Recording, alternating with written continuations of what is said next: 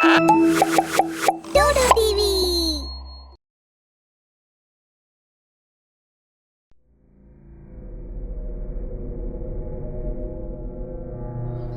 राहुल और उसका परिवार एक गांव में रहता था। गांव से थोड़ी ही दूर एक मोमोज की दुकान थी। राहुल को मोमोज बहुत पसंद थे और वह स्कूल से आते समय अधिकतर अपनी मम्मी से मोमोज खाने की जिद करता था। एक दिन मम्मी ने उसको समझाया, बेटा, रोज रोज मोमोज खाने से तबीयत खराब हो सकती है। लेकिन मम्मी, मुझे तो मोमोज बहुत अच्छे लगते हैं। बेटा, आप कभी कभी भी तो मोमोज खा सकते हो ना। राहुल अनमने मन से बोला। ठीक है मम्मी। अब कुछ दिन ऐसे ही चलता है।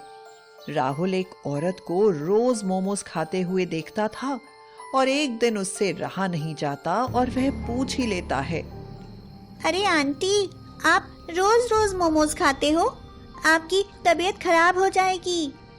नहीं बेटा, मोमोज खाने से मेरी तबीयत खराब नहीं होती। लेकिन मेरी मम्मी तो कहती है कि रोज रोज मोमोज खाने से तबीयत खराब हो जाती है। बेटा, मैं जो मोमोज खाती हूँ ना, उससे तबीयत खराब नहीं होती। आपके मोमोज अलग हैं। हाँ बेटा, मैं तुमको अपने हाथ से बने हुए मोमोज खिलाऊंगी। तो आप इन अंकल की दुकान के मोमोज नहीं खाती, आप अपने हाथ के बनाए हुए मोमोज खाती हैं? हाँ बेटा। आप मुझे खिलाओगे? हाँ बेटा। राहुल बहुत खुश होता है, लेकिन अपनी मम्मी को नहीं बताता कि वह रोज मोमोज खा रहा है। एक दिन मम्मी राहुल को कहती हैं, बेटा, बहुत दिनों से तुमने मोमोज नहीं खाए, चलो आज तुमको मोमोज खिलाती हूँ मैं। नहीं मम्मी, मेरा आज मोमोज खाने का मन नहीं है। मम्मी राहुल की बात सुनकर थोड़ा चौंक जाती हैं और खुश भी होती हैं कि राहुल ने मोमोज खाना छोड़ दिए हैं। घर जाकर मम्मी राहुल के पापा को बताती हैं, अजी सुनते हो, आज क्या हुआ? क्या हुआ? आज मैंने राहुल को कहा कि तुमने बहुत दिनों से मोमोज नहीं खाए हैं, तो चलो आज तुमको मोमोज खिलाती हूँ। तो राहुल ने मना कर दिया।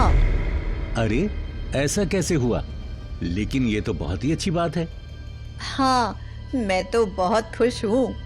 अब समय ऐसे ही निकलता जाता है। एक दिन मम्मी राहुल को लेने स्कूल जाती हैं और देखती हैं कि राहुल किसी से बात कर रहा होता है, लेकिन वो किससे बात कर रहा है किसी को समझ नहीं आता।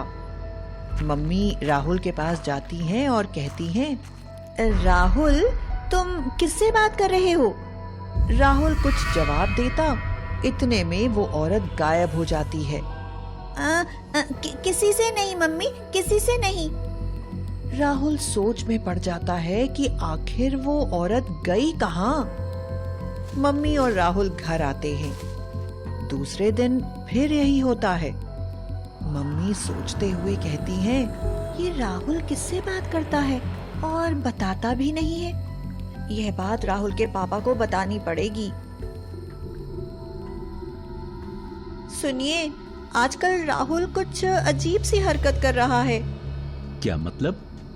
मतलब ये कि वो किसी से बात करता है, लेकिन किससे बात करता है वो नजर ही नहीं आता। ये कैसी अजीब सी बात है? हाँ, बहुत ही अजीब सी बात है, कुछ समझ ही नहीं आ रहा है। मम्मी पापा दोनों ही राहुल को लेकर काफी परेशान हो जाते हैं। मुझे लग रहा है हमें किसी साधु या पंडित की मदद लेनी चाहिए। हाँ, आप सही कह रहे हैं। अगले ही दिन पापा एक पंडित के पास जाते हैं और उन्हें सारी बात बताते हैं। पंडित जी कहते हैं, मुझे आप उस जगह ले चलिए जहां आपका बेटा किसी से बात करता है। मम्मी पापा पंडित जी को उस जगह लेकर जाते हैं।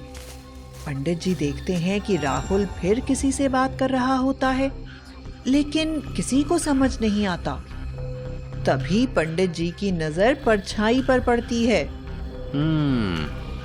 अच्छा, तो ये बात है।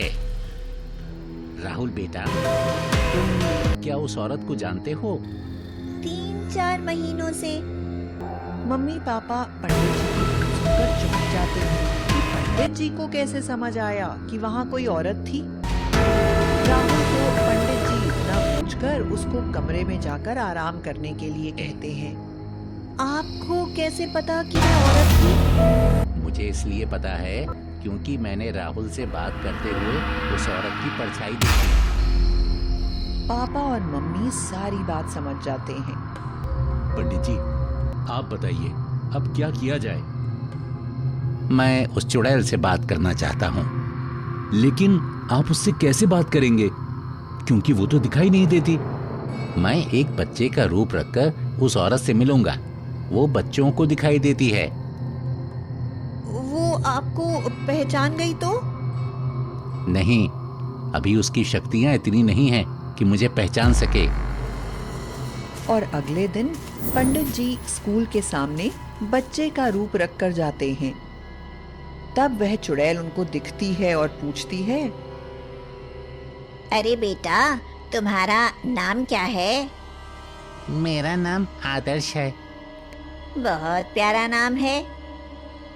धन्यवाद। मोमोज खाते हो? हाँ, खाता हूँ। मैं तुमको मोमोज खिलाती हूँ, चलो। पंडित जी उस चुड़ैल के साथ चले जाते हैं। पंडित जी से रहा नहीं जाता और वह पूछ ही लेते हैं। एक बात बताइए, आपको देखकर तो आपकी उम्र बहुत लगती है। चुड़ैल दुखी हो जाती है और पंडित से कहती है। हाँ बेटा, मैं 100 साल की हूँ। 100 साल? लेकिन आप 100 साल की तो नहीं, लेकिन हाँ 70 साल की लगती हो। चुड़ैल हंसने लगती है। मेरी उम्र 100 साल ही है। लेकिन 100 साल तक तो बहुत कम लोग जिंदा रहते हैं। मैं तुमको एक राज की बात बताऊं? किसी को बताओगे तो नहीं? नहीं, आप मुझे बताइए। मैं मर चुकी हूँ। पंडित जी चौंकने की एक्टिंग करते हैं।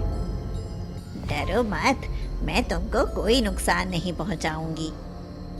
लेकिन आप हो कौन? मेरा नाम माया है। मैं इस चौराहे पर मोमोज बेचा करती थी और स्कूल के सभी बच्चे मेरे पास मोमोज खाने आते थे और मैं कई बार बच्चों को फ्री में भी मोमोज खिलाती थी। मुझे इनके साथ बहुत अच्छा लगता था।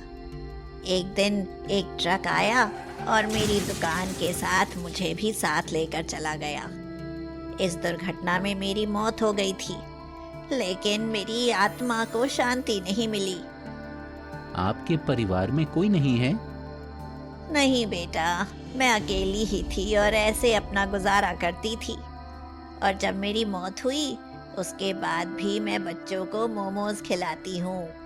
मुझे इनके साथ समय बिताना बहुत अच्छा लगता है। लोग मुझे मोमोज वाली चुड़ैल भी कहते हैं।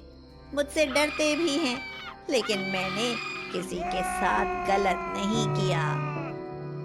लेकिन आप कब तक ऐसे ही रहेंगी? कुछ ही दिनों में मुझे मुक्ति मिल सकती है। अगर मेरे मरने वाले दिन पर ही मेरी आत्मा की शांति के लिए पूजा की जाए तो मुझे भी मुक्ति मिल जाएगी। मैं कोई बच्चा नहीं हूँ, मैं पंडित हूँ।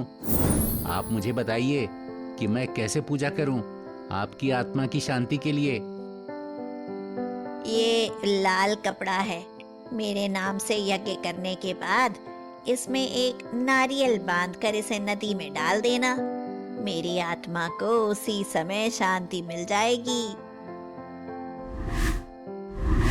इतना कहकर चुड़ैल गायब हो जाती है और चुड़ैल के बताए अनुसार पंडित जी पूजा करते हैं और उसे कपड़े में नारियल बांधकर नदी में प्रवाहित कर देते हैं। जैसे ही उसे पानी में प्रवाहित करते हैं, वैसे ही नदी में से धुआं उठता है।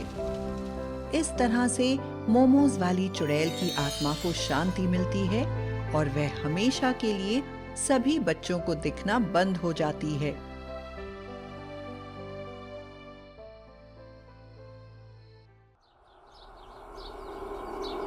मुझे बचाओ, मुझे बचाओ, प्लीज मुझे बचाओ। गांव से शहर जाने वाला रास्ता जो कि रेलवे क्रॉसिंग से होकर गुजरता था, उस पर भीड़ लगी हुई थी। वहां पर एक कार खड़ी थी जिसमें से एक आदमी को लोग चिल्लाते हुए देख रहे थे, पर वो चिल्ला क्यों रहा था इसका किसी को कोई अंदाजा नहीं था। लोग कुछ समझ पाते इससे पहले उस कार पर आसमान से कुछ गिरता है और फिर ड्राइविंग सीट पर बैठा हुआ इंसान गायब हो जाता है। लोग शॉक्ड हो जाते हैं, पर अब उनके लिए आम बात हो गई थी। दरअसल इस जगह पर यह 7वीं घटना थी जो इस तरीके से और इसी जगह हो रही थी। गांव के कितने ही लोग इस तरह की घटनाओं के साक्षी बन चुके थे।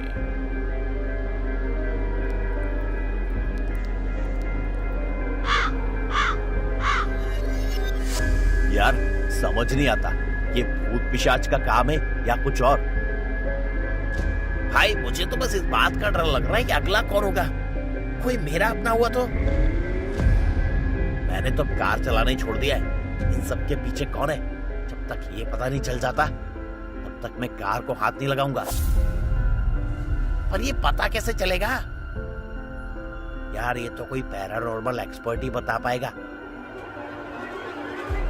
सुनो, हम लोग किसी से मदद मांगे क्या?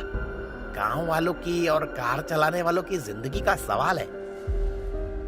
वो लोग गांव के मुखिया के पास जाते हैं। सारी बातें सुनकर मुखिया जी कहते हैं, मैं शहर में रहने वाले एक ऐसे आदमी को जानता हूं, पर उन्हें लाने किसी को जाना पड़ेगा, और वो भी खुद गाड़ी से। वो बस से नहीं आएंगे। मुखिया जी, अगर उन्हें लाने कोई शहर जाएगा तो वो उसी रेलवे क्रॉसिंग से होकर जाएगा, फिर हो सकता है कि उसकी जान भी चली जाए। इसीलिए तो मैं कुछ नहीं कर पा रहा हूँ। तुम लोगों को क्या लगता है ये बात सिर्फ तुम्हारे दिमाग में आई है? पिछले 13 सालों से गांव का मुखिया हूँ। गांव का भला बुरा मुझे समझ आता है। मैं जाऊंगा लेने। तू पागल हो गया क्या? देख, गांव की भलाई के लिए किसी को तो जाना पड़ेगा, तो मुझे नहीं लगता कोई मेरे अलावा ये रिस्क लेगा।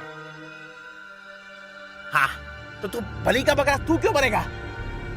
तो भाई तू बन जा। तुम दोनों चले जाओ, अगर कुछ होगा तो एक दूसरे की मदद करना। ठीक है मुखिया जी, हम कल ही उन्हें लेकर आते हैं। सुनो, कल तुम लोग सुबह ही निकल जाना और ये ताबीज अपने पास रखना। वीर और अंशुल सुबह 7 बजे घर से निकल गए। रेलवे क्रॉसिंग पर पहुंचकर वीर अंशुल को देखता है और हिम्मत करके गाड़ी आगे बढ़ा देता है। जैसे ही वो क्रॉसिंग पर पहुंचते हैं, वैसे ही गाड़ी झटके से रुक जाती है। वीर महसूस करता है कि उसकी सीट के पीछे से कुछ हाथ निकलकर उसके शरीर पर रेंग रहे हैं और उसे पीछे की तरफ खींचकर सीट से चिपका देने को आतुर है। वो बगल में देखता है, वहां अंशुल गहरी नींद में सो रहा होता है। उसे जगाने के लिए हाथ बढ़ाता है तो कोई उसका हाथ खींच लेता है। जब वीर कुछ नहीं कर पाता तो जोर जोर से चिल्लाने लगता है, मुझे बचाओ प्लीज, कोई है, मुझे बचाओ। अंशुल उठ जा, मेरी मदद कर, कोई तो बचाओ यार। चिल्लाते हुए उसके पूरे शरीर पर बहुत से हाथ रेंगने लगते हैं और ऊपर से बहुत तेज रोशनी होती है। वो ऊपर देखता है तो अपनी तरफ आते हुए हाथ, और इतनी रोशनी को देखकर उसकी आंखें चौंधियाने लगती हैं और फिर कोई उसे ऊपर खींच लेता है। इस घटना के तुरंत बाद अंशुल की आंखें खुल जाती हैं और वो बगल में वीर को ना पाकर ऊपर देखता है तो कार की छत में गोल सा छेद बना होता है। मैं क्या करूं? तेरे बिना कि मैं क्या ही करूंगा जिंदगी में। वो जोर जोर से रोने लगता है, फिर खुद से बोलता है, मैं तेरी मौत को जाया नहीं जाने दूंगा भाई। जिस काम को तूने शुरू किया उसे अंजाम तक मैं पहुंचाऊंगा। और वो गाड़ी से उतरकर लोगों से मदद मांगता है।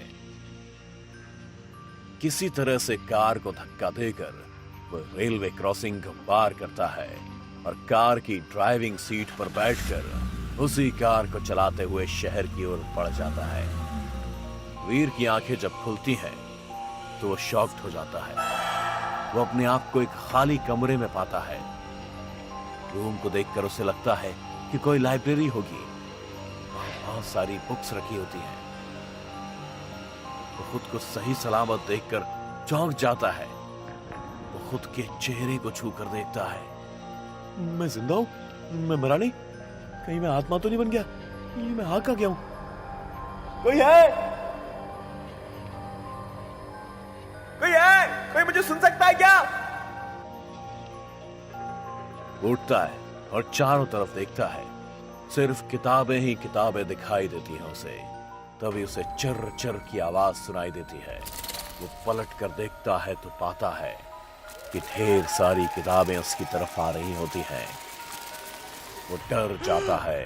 वो पीछे सरकने लगता है और पीछे दीवार से टकरा जाता है और वहीं बैठकर चिल्लाने लगता है, मुझे मत मारो, प्लीज प्लीज मुझे जाने दो। तभी एक किताब के पीछे से बहुत तेज रोशनी निकलती है और उस रोशनी के साथ वीर के हादसे से पहले हुए हादसे का शिकार पुरुषोत्तम निकल कर आता है। पुरुषोत्तम भैया, आप इतने कमजोर कैसे हो गए आप? हाँ, मैं। इधर अंशुल पैरानॉर्मल एक्सपर्ट को लेकर गांव आ जाता है। वहां खड़े लोग कार को आते देखकर सोचते हैं कि इन लोगों का भी कहीं वही हश्र ना हो जाए। अंशुल कार को रेलवे क्रॉसिंग के पहले ही रोक देता है। वहां खड़े लोग देखते हैं कि कार से कोई प्रीस्ट जैसा उतरता है। अंशुल उस जगह को दिखाते हुए उन्हें उस गांव में हुए पहले 7 हादसों के बारे में बताता है। फिर उसने अपनी और वीर के साथ घटी आप बीती भी सुनाई। इसके बाद वो एक्सपर्ट के साथ पैदल ही मुखिया जी के घर जाता है। मैं आपका शुक्रगुजार हूं कि आप हमारी मदद के लिए यहाँ आए। अंशुल से मुझे सारी बात पता चली। आप कांच की बरनी मंगा लीजिए और एक काले रंग का त्रिपाल और एक हिम्मती लड़का चाहिए मुझे, जो उस जगह पर कार से जा सके। मैं ही जाऊंगा। वीर के साथ जो हुआ उसके बाद भी तुम जाओगे? हाँ, मुझे उसकी मौत की गुत्थी सुलझानी है। सिर्फ उसकी ही नहीं, गांव के जितने लोग मरे उन सबकी। जो मेरे वीर के साथ हुआ अब वो किसी और के साथ नहीं होगा। Good, I need this spirit and you don't worry, I will try my best to save you. Thanks. वो लोग सारी तैयारियों के साथ रेलवे क्रॉसिंग पहुंचते हैं। एक्सपर्ट अंशुल को सब कुछ समझा देते हैं कि कैसे क्या करना है। तुम लोगों ने हमारे साथ जो हुआ उससे बहुत कुछ सीखा नहीं था क्या? भैया, आप यहाँ? ये हमारे साथ क्या हुआ था? हम यहाँ कैसे आ गए? वापस चले क्या? हम यहाँ कैद हैं, वापस कैसे जाए? तभी उन लोगों को एक काला धुआं आकर घेर लेता है। वीर पुरुषोत्तम को पकड़ लेता है और उसके पीछे छुप जाता है। वो धुआं धीरे धीरे एक भूतनी का रूप ले लेता है। उन लोगों ने अपना काम शुरू कर दिया। अब हमारे पास बहुत कम वक्त है। फाइनली अब हमें तुमसे मुक्ति मिल जाएगी। अभी तक तुम लोग मुक्ति का ही गीत गा रहे हो क्या? वैसे ये तुम्हारे पीछे छुपने वाला कौन है? अरे हाँ, ये तो मेरा नया शिकार है। इसे छोड़ दो, इसे हमारी तरह कमजोर मत बनाओ। लगता है कार से फिर कोई क्रॉसिंग पर आ रहा है। चलो, सब चलो। कल और आज में मुझे 2-2 इंसानों की शक्ति मिल जाएगी। फिर मैं और ताकतवर हो जाऊंगी। पर मैं पहले कल के शिकार की ऊर्जा तो ले लूं। उस रूम से अचानक सारी किताबें हवा में तैरने लगती हैं। वो भूतनी वीर के पास आकर उसकी सारी ताकत खींच लेती है और फिर अचानक एक हवा के झोंके के साथ वो लोग एक काले त्रिपाल के अंदर आ जाते हैं। उन लोगों को पैरानॉर्मल एक्सपर्ट ने अपनी शक्तियों से उस क्रॉसिंग पर बुला लिया था। गोपाल के हटते ही गांव के लोग उन लोगों को देखते हैं। वीर और बाकी मरे हुए लोगों को जिंदा देखकर अंशुल और गांव वाले बहुत खुश होते हैं। तभी वो भूतनी वहां आतंक फैलाने लगती है। गांव के लोगों को उठा उठाकर हवा में उड़ाने लगती है। जमीन की धूल भी हवा में उड़ने लगती है। वो लोगों को परेशान करने लगती है। उन्हें उड़ता देखकर खूब जोर जोर से हंसती है। तुम इंसान लोग और तुम्हारी दुनिया बड़ी मजेदार होती है, इसलिए तो एक बार इस दुनिया से और तुम लोगों से मिलने के बाद मैं किताब में वापस ही नहीं जा पा रही। तुम आत्मा तो नहीं हो, तुम हो कौन? ओ, तो आप भी इस दुनिया में हैं। मुझे लगा आप सिर्फ किताबों में मेरा खात्मा कर सकते हैं। एक्सपर्ट उसके पास आते हैं। वो जैसे ही उसकी तरफ बढ़ते हैं वैसे वैसे वो शांत होने लगती है। हवा में उड़ते हुए लोग भी जमीन पर आ जाते हैं। दूर रहना मुझसे। अब बताओ तुम कौन हो? मैं नहीं बताऊंगी। तुम नहीं बताओगी? नहीं, तुम मेरा कुछ नहीं बिगाड़ सकते। पैरानॉर्मल एक्सपर्ट अपने दोनों हाथों से उसे पकड़कर दबा देते हैं और वहीं रखे बरनी में उसे बंद कर देते हैं। वीर, पुरुषोत्तम और बाकी 6 लोग जिन्हें उस भूतनी ने कैद कर रखा था उसकी तरफ देखते हुए बोलते हैं, तुम लोगों को इसने ज्यादा नुकसान तो नहीं पहुंचाया ना? हमारी सारी एनर्जी खींच ली उसने और हम सभी को निर्बल बना दिया। तुम सब जिंदा बच गए, यही काफी है। इस इविल सोल के बारे में तुम में से किसी को पता है क्या? हाँ, इसका खात्मा करने के लिए इसके बारे में जानना जरूरी है। ये राइटर वैकुंठ राय के हॉरर नॉवेल की भूतनी है। ये कैसे संभव है? रुक जाओ, मैं इसी से पूछता हूँ। ये कहकर वो बरनी से उस आत्मा को बाहर निकालते हैं और उसका हाथ पकड़ लेते हैं। क्या तुम सच में नॉवेल से निकली हो? क्यों आई हो तुम किताब से बाहर? मैं नहीं बताऊंगी। पता है वैकुंठ राय की कहानियां इसलिए प्रसिद्ध क्यों होती थी? क्योंकि वे अपनी कहानियों में जान डाल देते थे। उनके पात्र ऊर्जा से भरे होते थे। न्याय संगत कहानियां होती थी, पर पता नहीं क्यों उन्होंने इसे अपनी कहानी में बहुत परेशान किया और मुक्ति भी नहीं दिलवाई। ये उनसे संतुष्ट नहीं थी। इसने उन्हें बदलाव करने का बोला, पर वो नहीं माने तो इसने उनकी ताकत खींच ली और उन्हें मार दिया। और फिर इसे पता चला कि इंसानों की ऊर्जा से ये शक्तिशाली बन सकती है। तो शक्तिशाली बनने के लिए इसने हम सबका इस्तेमाल किया। मैं इसे लेकर जाता हूं। आप सब लोग अब निश्चिंत हो जाइए।